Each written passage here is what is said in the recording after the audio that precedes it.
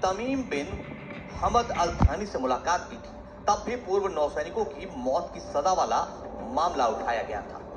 इस मुलाकात के बाद कतर की ओर से नरमी के संकेत मिलने लगे थे और जिसका असर गुरुवार को दिखाई दिया। और अब दाहरा ग्लोबल केस में अपील कोर्ट ने गुरुवार को फैसला सुनाते हुए पूर्व सैनिकों की सजा कम कर दी है।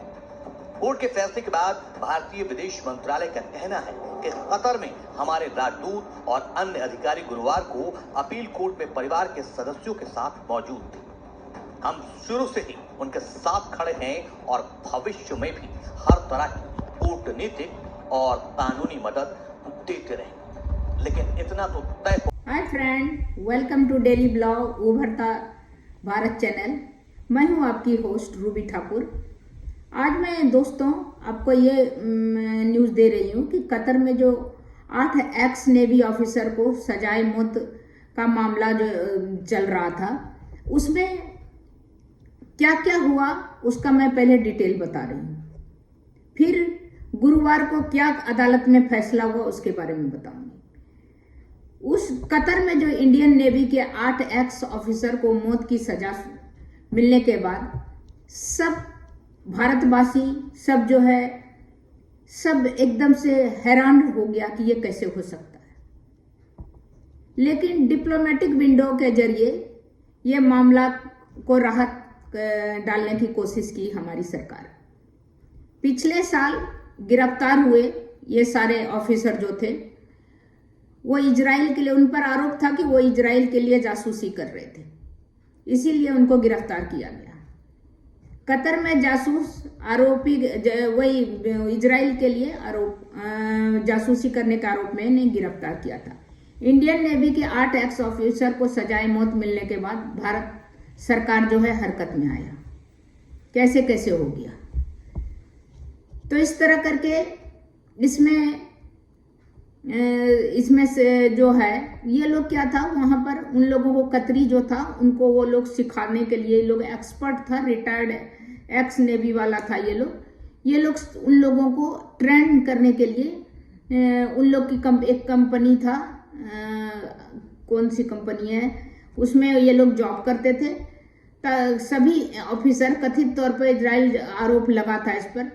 इंडियन नेवी के रिटायर होने के बाद अफसर दोहा स्थित दहरा ग्लोबल, इनकी कंपनी का नाम था दहरा ग्लोबल, भूल रही थी मैं, याद आ गया, खमीस अल अजमी कंपनी में काम करते थे। कंपनी टेक्नोलॉजी और कंसल्टेंसी सर्विस प्रोवाइड करती थी। इस कंपनी का ओमान की वायुसेना से रिटायर्ड स्क्वाड्रन लीडर खमीस अल आजमी चलाते थे। तो इस तरह करके ये बहुत जो है हैरान करने वाला न्यूज़ था। पूरा भारत वर्ष सन्न रह गया कि एक साथ 8 ऑफिसर को फांसी की सजा दे गई क्योंकि वो इजराइल के लिए वो जासूसी के आरोप में। तो ये सोच के ही तो अजीब सा सबको लग रहा था। और ये जो निजी कंपनी उनका था दहरा ग्लोबल खमीस अल अजमी, ये भी था, इस कंपनी में ये काम कर रहे थे ये लोग जो थे। तो बड़ा अजीब सा लगा। लेकिन फिर क्या था कि हमारी सरकार जो है बहुत अच्छी है। बाहर में जितने भी हमारे रहते हैं उसके लिए ये लोग बहुत अलर्ट रहते हैं। कोई भी परेशानी होता है तो अलर्ट होता है, चाहे इजराइल में हो वहाँ पर फ्लाइट भेजना, चाहे यूक्रेन में हो या बच्चे वहाँ कोरोना में हो, किसी भी समय में वो जो है हर समय हेल्प करने के लिए तैयार था। तो आज जो गुरुवार को जो इसका सुनवाई हुई कोर्ट में, इसके पहले तो था कि सजाए मौत दे दिया, फांसी का सजा। फिर क्या हुआ, फिर यहाँ पर जब डिप्लोमेसी के थ्रू गए आदमी, तो अपील करने का वो लोग ने दे दिया कि आप अपील कर सकते हैं। तो फिर एक अपील हुआ, फिर उसके परिवार वाले से जो हमारे विदेश मंत्रालय के डॉक्टर जयशंकर जो हैं वो उनसे जो है संपर्क बनाए हुए थे, उनके परिवार वाले से। उनका परिवार वाला भी, जिनका इतना बड़ी सजा लगेगा, उसके परिवार वाला कैसे शांति से रह सकते हैं। वो लोग भी गृह मंत्रालय से सबसे उन लोग ने भी संपर्क करा रखा था, उन लोग के परिवार वालों ने।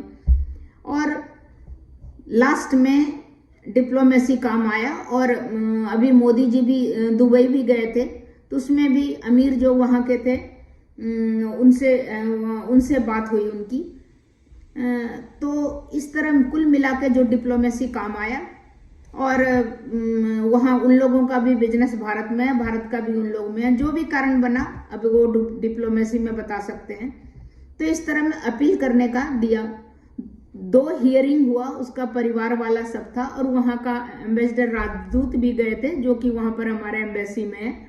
वो लोग एम्बेसी के स्टाफ वगैरह भी, तो वो लोग सब गए थे उसमें।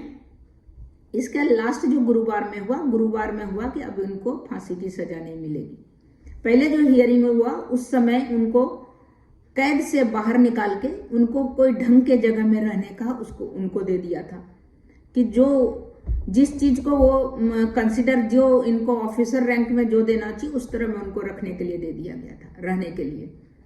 कैदी के अलावा उनको दे दिया था सुनवाई जब जिस समय हो रहा था। इसके बाद फिर अभी जो गुरुवार को हुआ उसमें उनका थोड़ा बहुत हमको लगता है कुछ सजा या पैसा जो भी हुआ होगा, अंदर का इतना बात मेरे को पता नहीं है, उतना जो है इस मामले में ज़्यादा बृहत डिस्कस भी नहीं करना चाहिए, लेकिन सजाए मौत कैंसिल हो गया। तो ये बहुत बड़ा न्यूज, और हमारे भारतवासी में सब खुशी का लहर दौड़ गया कि कितना बड़ा डिप्लोमेसी का कामयाबी हुआ। तो ये बहुत बड़ा बात है। इसके कारण है कि हम लोग कहीं देश विदेश में रहते हैं, निश्चिंत रहते हैं कि हमारी सरकार कभी भी किसी मुसीबत के टाइम में बिल्कुल हमारी हेल्प करेगी। इसका असर 7 समंदर पार भी दिखाई दे रहा है, क्योंकि कतर में गुरुवार को जो कुछ हुआ उससे न सिर्फ सजाए मौत पाने वाले 8 पूर्व नौसैनिकों और उनके परिवार के चेहरे खिले हैं, बल्कि करोड़ों भारतीयों को भी ये राहत देने वाली खबर है। ऐसा हम क्यों कह रहे हैं, इसे समझने के लिए कतर कांड की पूरी कहानी जाननी होगी, कूटनीतिक कोशिशों को समझना होगा, सैकड़ों फोन कॉल्स की इनसाइड स्टोरी जाननी होगी। क्योंकि कतर में फंसे भारतीय नेवी के 8 पूर्व अफसरों की सजा पर रोक ऐसे ही नहीं लगी है। ये भारत की कूटनीतिक जीत की कहानी है। ये पीएम मोदी के कतर के अमीर शेख तमीम बिन हमद अल थानी से मुलाकात और सैकड़ों फोन कॉल्स का ही असर है कि भारत को इस मामले में बड़ी जीत मिली है। इसके लिए सिलसिलेवार तरीके से पूरी कहानी जाननी होगी। सबसे पहले तो ये जानना होगा कि दाहरा ग्लोबल केस दरअसल है क्या।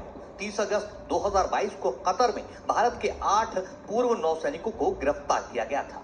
ये सभी Dahra global technology and consultancy services के लिए काम करते थे। सभी पर आरोप लगा था कि ये इजराइल के लिए कतर की सबमरीन प्रोजेक्ट से जुड़ी जानकारी चुरा रहे थे। दाहरा ग्लोबल एक प्राइवेट कंपनी है जो कतरी सेना के जवानों को ट्रेनिंग और इससे जुड़ी मदद देती है। अब ये भी जान लीजिए कि वो 8 पूर्व नौसैनिक कौन हैं जिन्हें सजा सुनाई गई थी। उनके नाम और पहचान जान लीजिए। Commander Purnendu Tiwari retired, captain Navtej Singh Gill retired, captain Saurabh Vashisht retired, captain Virendra Kumar Verma retired, commander Sugunakar Pakala retired, commander Sanjeev Gupta retired, commander Amit Nagpal retired और नाविक रागेश रिटायर्ड। इन 8 पूर्व नौसैनिकों के केस में अहम मोड़ तब आया जब कतर की निचली अदालत ने 26 अक्टूबर को इन सभी को मौत की सजा सुनाई थी। भारत ने सजा पर हैरानी जताई थी और कहा था कि वो पूर्व अफसरों के परिवार वालों के संपर्क में है और सभी तरह के कानूनी विकल्पों पर विचार किया जा रहा है। इसके बाद से इस केस में कूटनीतिक पहल और तेज हो गई। इन पूर्व नौसैनिकों को बचाने के लिए भारत सरकार ने कतर की एक दूसरी अदालत में मौत की सजा के खिलाफ अपील दायर की थी।